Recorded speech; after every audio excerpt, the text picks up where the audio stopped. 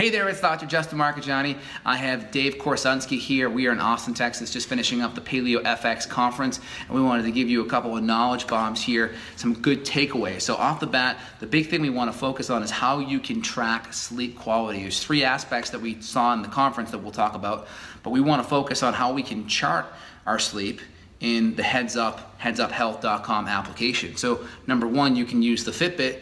And then number two, we can utilize things like blood glucose monitors, and we'll talk some more about the clinical takeaways in just one sec. Dave, any feedback? No, there's a lot to unpack there. I think there are some really easy ways that people can track sleep nowadays that didn't exist just a few years ago, and I don't think people appreciate just how powerful some of that data can be. And then also tying it in with some blood sugar tracking and starting to see how all the pieces fit together. I think there's a lot there that we can talk about. Perfect. Now, at the talk that we saw, a couple of things we wanted to touch upon. Number one is the idea of sleep being, vitally important for lots of reasons, for growth hormone, for also increase in satiation. People that go to sleep later or sleep less tend to eat more calories, especially at the end of the night. The second component is they tend to have less leptin, so that means their brain's sense of fullness tends to be lower, so then hence the extra eating, right? And then what are the foods people tend to reach for are going to be the insulin stimulating foods. That's number one. Yeah, I think that that was important, is just understanding how weight loss, maybe you're implementing certain nutritional interventions and not seeing success. I get that a lot from a lot of our users. I'm following the diet, I'm not seeing my body composition change the way I want. I think my macros are right, so then you can start to look at some of these other variables like sleep and how it correlates with appetite and hunger and the associated hormones. Absolutely. So the leptin component is really important because that's kind of the marker for your brain to be satiated. That's number one.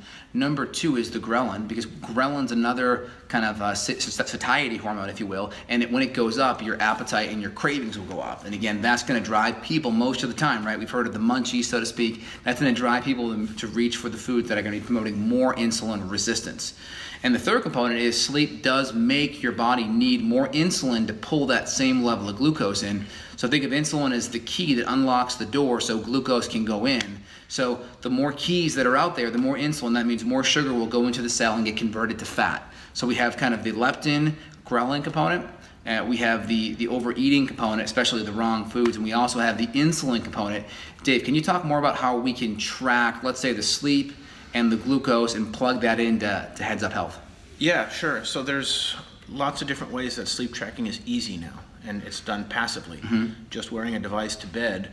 I think a lot of people are dismissive of that data. Maybe they'll glance at it quickly in the morning, but there's actually a lot of real value in there. And some of the things you and I were discussing were, first of all, looking at the data that you're getting on sleep, either coming from a Fitbit.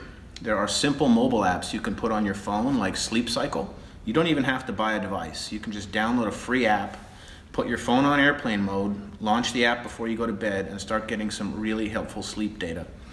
That all will flow into Heads Up Health, which is a way that you can start to visualize it, but more importantly, you can also start to bring in your blood sugar readings and then start to compare things like, what is my fasting blood sugar in the morning after I get a really solid 8 hours of sleep, 10 p.m. to 6 a.m.?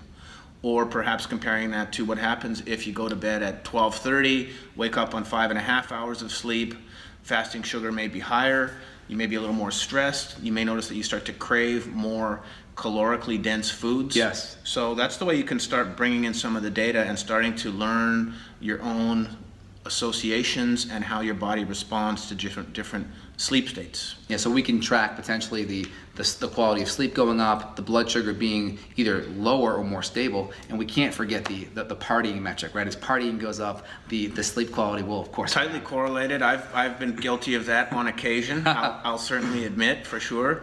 So yeah, and then another thing we learned a lot about here at the event is circadian rhythm and how important it is to maintain a bedtime, and you can probably expand on this more, a sleep cycle that aligns with the natural light-dark cycle. And some of the research presented was saying there's a huge difference between getting 8 hours of sleep where you go to bed at 10 and wake up at 6, that's aligned with the light-dark cycle, versus getting 8 hours of sleep where you go to bed at 3 in the morning and wake up at 11. Those are very, very different metabolically in the way they affect your body. So It's about how much sleep you're getting, which you can of course easily measure, Right. but also about trying to anchor your circadian rhythm to the natural light-dark cycle. So it's equally important to look at when you go to bed and when you wake up and get as close as you can to a consistent cycle that's aligned with natural light-dark. Yeah, and the cool thing that we learned was that anchoring effect, which is 30 minutes of sunlight before that noontime hour, has an effect of anchoring that circadian rhythm. And then things you can do to also help reinforce that anchor is blue light sunglasses at night, because as you increase artificial light at night, that will pull up cortisol and drop down melatonin. So you can anchor it by getting light before noon, and then also using glasses that block out the blue light, which tends to signal it's more daytime. So that kind of helps pull it as well. Anything you want to add, Dave? Yeah, I have a family member that actually was doing shift work, and she was working from midnight to 6 a.m. every night. And after you do that for years, or in some cases for some people it's decades, it's actually just not that easy to reset a circadian rhythm. So it may take work, it may take exercise. I know that anecdotally I've read some studies where it may take, this may not be accessible for everyone, but a full week outdoors, camping for a week, where your body has no choice but to live off natural light-dark cycle. That can help reset. It depends how stubborn of a case you have. For some people it's a little easier, but if you've been doing shift work for years or decades, have a lot of circadian disruption, a lot of metabolic damage from shift work, you may need to look at some more extreme measures to reset your body clock. And maybe you can share more on how you can do that in those situations. Yeah, I love that. I mean, melatonin can be helpful in small amounts. You know, less than a milligram to start can be very helpful. Utilizing amino acids like 5-HTP and B6 can be great. And then also utilizing things like GABA or GABA precursors like L-theanine, passion flower, valerian root to help build up that inhibitory neurotransmitter to help shut things down.